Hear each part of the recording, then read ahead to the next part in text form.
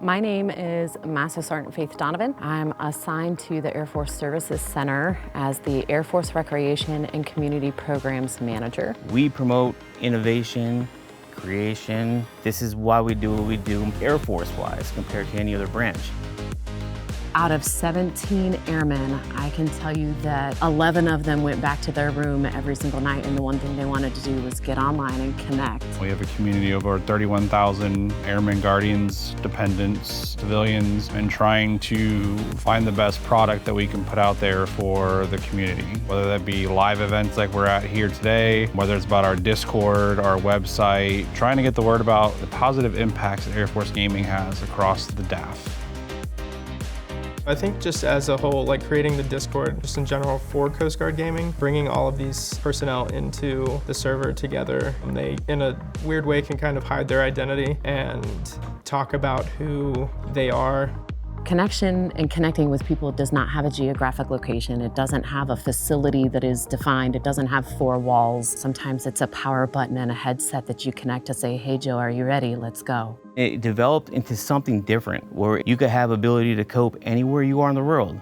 We had an ambassador come into the chat one day and say, hey, I'm gonna take a step back from my ambassador role because I'm struggling personally. I just need to take a time out. And no kidding, within 30 seconds, there were 15 different people messaging him saying, one, take the time that you need. Two, what can we do for you?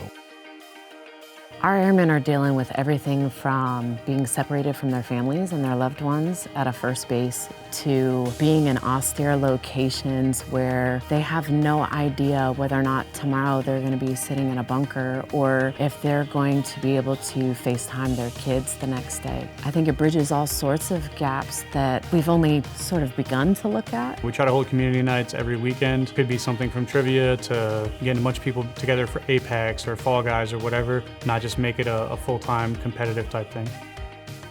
Team cohesion for the players has absolutely increased since we started working together. And you can absolutely see it in the players' growth from day to day.